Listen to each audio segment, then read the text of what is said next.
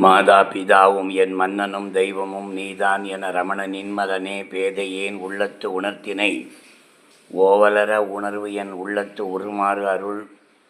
அன்பார்ந்த ஸ்ரீ ரமண பக்தர்களுக்கு என்னுடைய மனமார்ந்த பணிவான வணக்கங்கள்.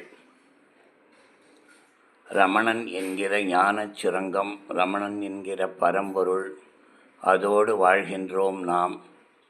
இந்த வாழ்வில் இன்றைக்கி எதை பார்க்க போகிறோம் அப்படின்னா, சும்மா இருத்தல். நான் எப்படி சும்மா இருக்கேங்கிறது மட்டும் நான் விளக்கி சொல்லலான்னு இருக்கேன். இது என்னுடைய சும்மா இருத்தல். இன்றைக்கி ஒரு மேட்ரு போட்டேன்.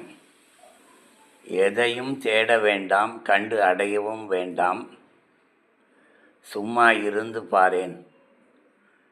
என்ன ரமணன் செய்கிறான் செய்விக்கிறான் என்பதை ரசித்து பார், எல்லாம் இன்பமயமாகும். இதான் போட்டேன்.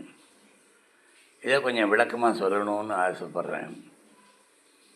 அதாவது நம்ம ரமணருடைய உலகத்தில் வாழும் பொழுது நம்ம உண்மையாக சொல்லணுன்னா புற உலகத்திலிருந்து கொஞ்சம் விடுபட்டு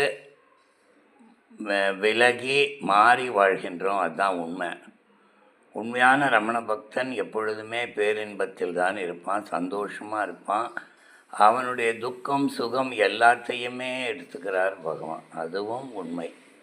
இது அற்புதமான ஒரு நிலை. ஒரு பெரிய ஒரு அரசனுடைய பிள்ளை ஒரு வேலையும் செய்யாமல் அவங்க அப்பா நீ சும்மா இருடா, ராஜ்யத்தை நேசி, அப்பாவுக்கிட்ட அம்மாக்கிட்ட அன்பார், இந்த மக்களை எல்லாம் நேசி, அது தவிர நீ ஒன்றும் பண்ண வேண்டாம், உனக்கு எல்லா வசதியும் நான் பண்ணி கொடுக்குறேன்னு சொல்கிறாப்புல நம்ம சக்கரவர்த்தி ரமணன் நம்மை மிக மிக மிக அன்பாக ஆழமாக இனிமையாக நம்மை பார்த்து அவன் நம்ம சந்தோஷத்தை பார்த்து பகவான் சந்தோஷப்படுவார். இதெல்லாம் சத்தியம், சத்தியம் புனഃசத்தியம். நான் என்ன பண்ணுறேன் அப்படின்னா, எதுவுமே யோசிக்கிறதே கிடையாது. ஏன்னா பகவான்கிட்ட சொல்லிவிடுவேன், பகவானே இப்படி ஒரு பிரச்சனை இருக்குது, நீ பார்த்து என்ன செய்யுதான்னு செஞ்சுக்கோ அப்படின்னு விட்டுட்டு நான் பாட்டுக்கு பகவானோட புக்கு எடுத்து படிப்பேன். இல்லைன்னா சும்மா அப்படியே இருப்பேன். சும்மா இருத்தல் அப்படின்னா மனசில் எண்ணங்களை வரவிடாமல் தடுக்கிறது தான் சும்மா இருத்தல். இந்த மனசு இருக்கா, அது சும்மாவே இருக்காது. அதனால் அந்த மனம் சும்மா இருப்பதை அதுக்கு பழக்கப்படுத்தணும்.